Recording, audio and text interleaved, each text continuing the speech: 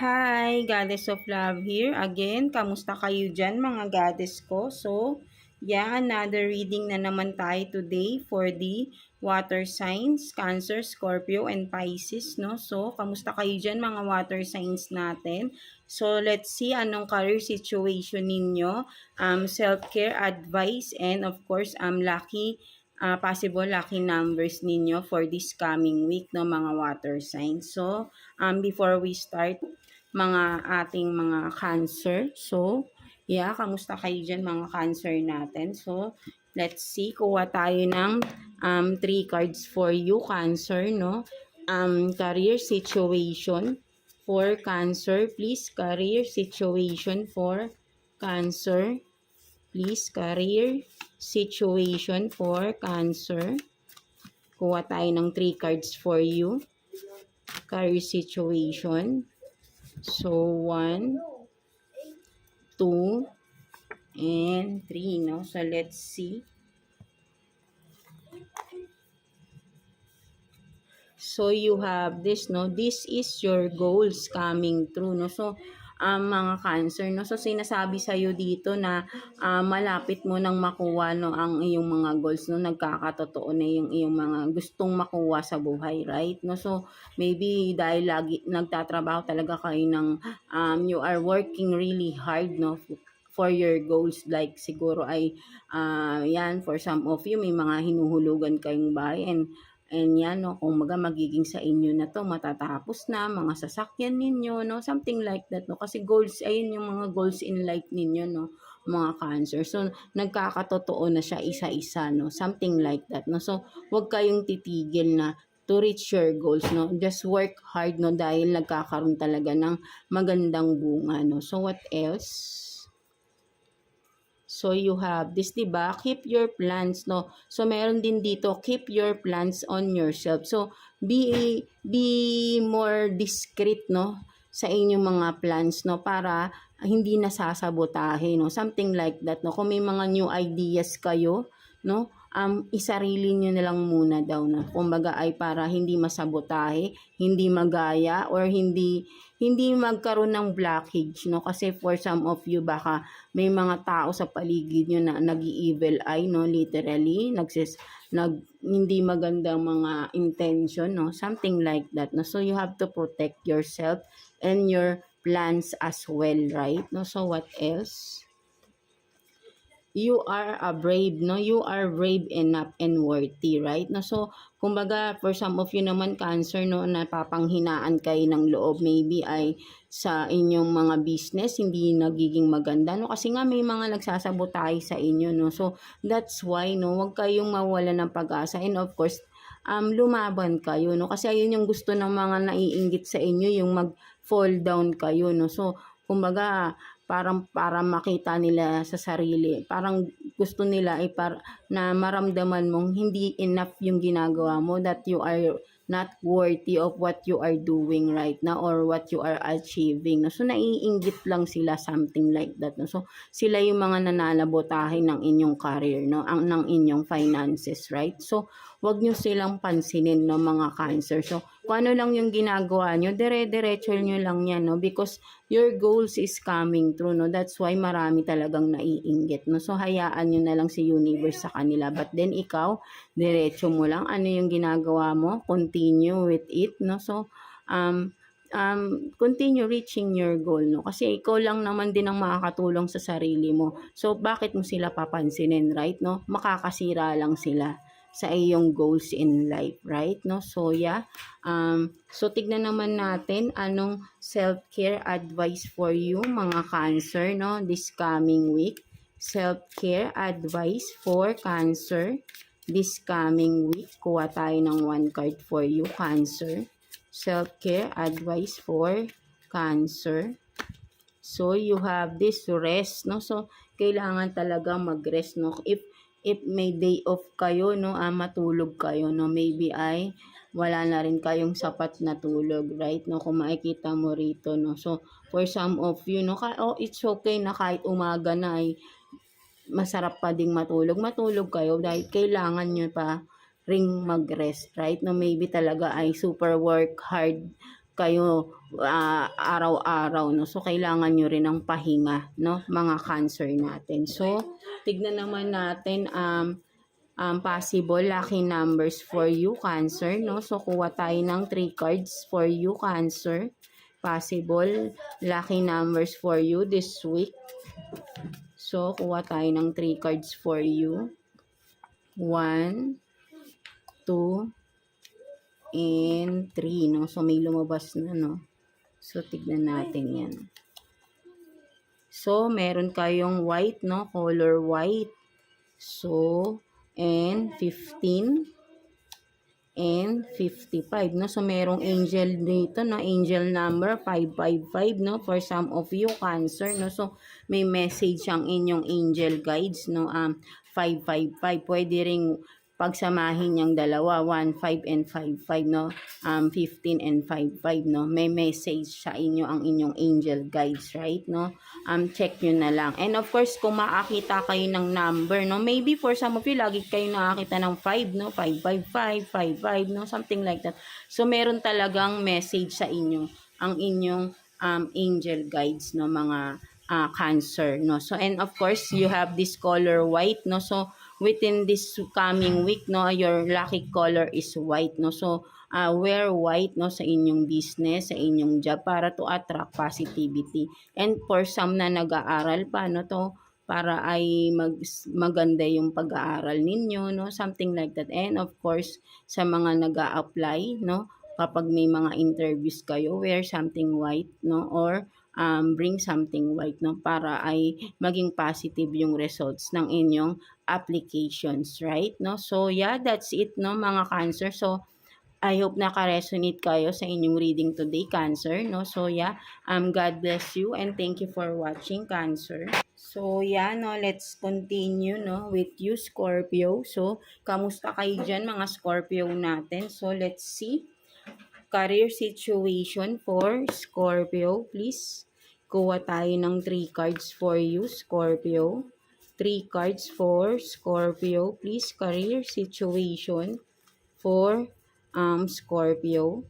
Career situation. So, yan. Di natin kukunin yung mga, ang dami nahuhulog, mga Scorpio, no? So, yeah, kuha tayo ng 3 cards for Scorpio. So, 1, 2, and 3. No? So, let's see. So, you have this, no? You're at the right path, no? So, maybe may mga nagtatanong sa inyo dyan, mga Scorpio, kung tama ba tong mga ginagawa nyo? Tama ba tong pinapasok nyong work? Tama ba tong sinisimulan nyong business? So, sinasabi rito that you are at the right path, no? So, tama daw yan, no? So, what else? So, you have this, no? Be patient, no? Not the right time for action. So, for some of you naman, Scorpio, no, maybe ay meron kayong mga bagay-bagay na pinag-iisipan, no, regarding na sa inyong finances, right? No, maybe for some of you ay meron kayong mga gustong simulan pa na mga investments, no, something like that, no. So, ang sinasabi rito ay wag muna. Kung maglalabas kayo ng pera ay wag muna, no, something like that, no. So, hindi pa tamang panahon, no, para magkaroon kayo ng new investments, no, something like that, no. So, what else? Make it come true, no. So, yan, no, for some of you naman na may mga nasisimulan na, no, and then katulad nga nito, 'di ba, may mga nagtatanong kung tama ba 'tong ginagawa mo. So, wag nyong i-doubt yung sarili nyo, no, right? No, kung ano yung nasisimulan nyo ngayon, trabaho man ito, bago lang kayo sa job, bago lang yung business na nasinisimulan nyo, wag kayong magda-doubt, no. Make it come true. Kumbaga ay gawin nyo lang, no. Kumbaga ay nandyan na kayo, ituloy-tuloy nyo na, no, para ay magkaroon ng progress, no. And then nasa pagsisikap kasi natin yan, right, no, ang mga Scorpio, right, no. So, kung ano man itong mga naiisip nyo, gawin nyo na, no, para ay kumaga, make it come true, no? Gawin nyo na, wag yung puro isip lang ng isip. Something like that. Maybe kung sa work may naiisip kayong bagong ideas, no? Sabihin nyo sa boss nyo, right? No? Baka makakatulong yun sa company nyo. Kung sa business may mga new ideas kayo for new products, gawin nyo na, no? Make it come true, no? Hindi yung puro nasa isip lang natin, right? No? So, meron yung dahilan bakit yun naiisip yun. And then, baka yun yung magkakaroon kayo ng more stability, no, sa inyong career, no, sa inyong finances, right? No, so tignan naman natin what's the self-care advice for you, mga Scorpio natin. Self-care advice for you this coming week, no, mga Scorpio. Kuha tayo ng 1 card for Scorpio, 1 card for Scorpio, self-care advice. So, you have this, no, massage, no? So, maybe ay masakit na yung mga katawan ninyo. May puro lamig-lamig na, literally, no? Ang likod nyo, no? Leeg, no? Batok, no? Talampakan, no? Something like that, no? So, you need a massage, no? This coming week, no? Mga, Scorpio natin, magpa-massage kayo, no? So, ito yung inyong self-care advice, no? Para ma-relieve naman tong mga body pains ninyo, no? Mga Scorpio natin. So, let's see anong possible lucky numbers for you this coming week, no? Mga Scorpio natin. Kuha tayo ng 3 cards for you, Scorpio. Possible lucky numbers for Scorpio. Possible lucky numbers for Scorpio, please. 1, 2, and 3. So, let's see. So, you have this, no, 41, 59, and number 4, no? So yan, no, kapag nakita nyo tong mga numbers na ito, no, within this week, no, repeatedly, no, so may marireceive kayong good news, no, something like that, no. And kung hindi man sa inyo, maybe ay a family member ninyo, no, mga Scorpio, or within your circle, no. So may positive or good news na marireceive, no, within the family or ikaw mismo, right? No, so again, no, kung makita nyo yan repeatedly, no, this coming week, no, mga Scorpio natin. So yeah, that's it, no. So ayan ang inyong reading today, mga Scorpio. So I hope naka-resonate kayo sa inyong reading today. So yeah, God bless you all and thank you for watching, Scorpio. So, yeah, no, let's continue, no, with you, Pisces. So, kamusta kayo dyan, mga Pisces natin? So, let's see anong career situation ng mga Pisces natin. So, yeah, kuha tayo ng 3 cards for you, Pisces. 3 cards for Pisces, please. 3 cards for Pisces. For career situation, no, ng mga Pisces natin, no. So, yeah. 1, 2, and 3. So, you have opening doors of opportunities, no. So, for some of you, no, mga Pisces, no, merong mga opportunities, no, napaparating. Maybe ay may mga ina-apply, may mga makakakita kayo ng mga job opportunities, no, na pwede nyong applyan, no, for some of you, mga Pisces, no. So maybe pag open nyo ng inyong mga social media, no, may mga opportunities doon, job opportunities for you, no, mga Pisces. So may makikita talaga kayo na mga pwede kayong mag-apply, something like that. And for some of you naman, may mga job, may mga mag-o-offer sa inyo for investments or collaboration sa business, no? Something like that, mga Pisces, no? So, what else? So, you have this, no? You're at the right path, no? So, sinasabi rin dito, no? For some of you, parehas kay Scorpio, right? No? So, you are at the right path daw, no? So, kung ano man yung ginagawa mo ay tama yan, no? For some of you, no? Kung bago lang kayo sa work, no? So, tama yung napasukan yung trabaho, tama itong sinisimulan yung business, no? Mga Pisces, no? So, what else? So, only you can make this project, no? 'Di ba? So, for some of you, no, maybe may business kayo and then maganda yung quality ng inyong business, right? No? So, kumbaga ay kung sinisimulan nyo pa lang ito ay wag kayong mag-doubt, no? So, kung itong mga bagong business na sinisimulan nyo, Pisces, is kayo lang talaga yung makakagawa nito, kayo lang yung maganda ang quality sa ganitong klaseng business, no? Whatever it is na sinisimulan yung business right now, no? Mga Pisces, no? So, for some of you naman sa career, sa job naman nito, no? Maybe for some of you, I think ay may promotion na mangyayari. For some of you, Pisces, no? Kasi kayo lang talaga yung nakikitaan ng inyong mga bosses, no? So, mga boss ninyo na may potential na kayang gawin yung mga to be a leader, no? Something like that, na kayang gawin yung mga projects na meron sa inyong company, no? So, ikaw yung mas makakagawa nun. Kaya that's why, for some of you, naka-line up for promotion, no? So, yan, no? Kumaga, wag kayong maiinip, no? Darating din yung time for you, mga Pisces natin. So, tignan naman natin, self-care advice for you this coming week, no? Mga Pisces natin, self-care advice for you this coming week, Pisces. Self-care advice for Pisces.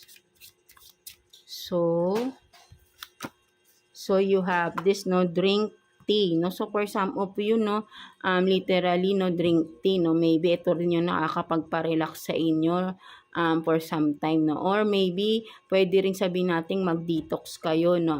This coming week, no? Maybe ay bloated na rin kayo for some of you, Pisces, no? So, yan, no? Kumbaga, ito rin talaga yung inyong self-care advice, no? Ang pag-iinom ng tsaa, no? Something like that, no? So, yeah, tignan naman natin what's the possible lucky numbers for you this coming week, no, mga Pisces.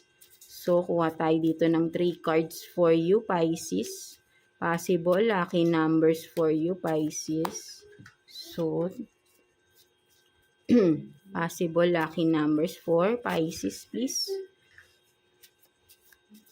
So, tingnan natin yan. 1, 2, and 3.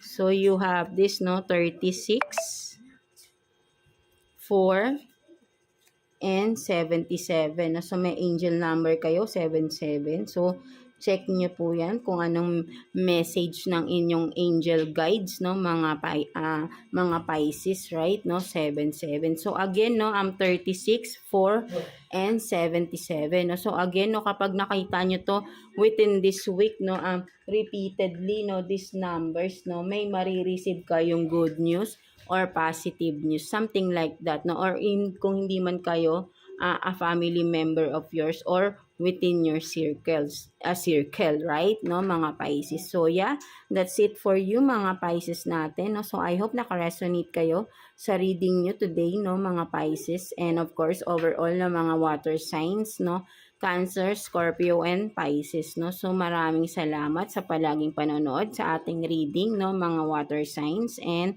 of course, thank you din sa mga comments ninyo and sa mga hindi nag-i-skip ng ads, no. Super appreciated ko po 'yan, no. So, thank you for sharing also your mga experiences, no. So, nakakatulong din 'yan ng malaki, no, sa ating kapwa, no. So, kapag nakakita sila ng mga napapagdaanan din nila, nakakakuha sila ng inspiration, no, to those na nakakalagpas sa parehas ng pinagdadaanan nila, no. So, share your experiences, no, kung ano man yung mga nagiging experiences sa buhay ninyo, ay wag kayong mahiya, no, but i-share nyo yan kasi mas makakatulong tayo sa ibang tao na dumadaan sa katulad ng mga napagdaanan ninyo sa buhay, right? No? So, para ma-motivate din sila, right? No? So, share your wisdoms, no? Something like that. No? So, yeah, that's it for you mga water signs natin. And God bless you all. Have faith in God, of course. And, yeah, sa sarili nyo din, wag mawawalan ng tiwala, right? So, yeah, that's it for you mga water signs. And thank you for watching water signs.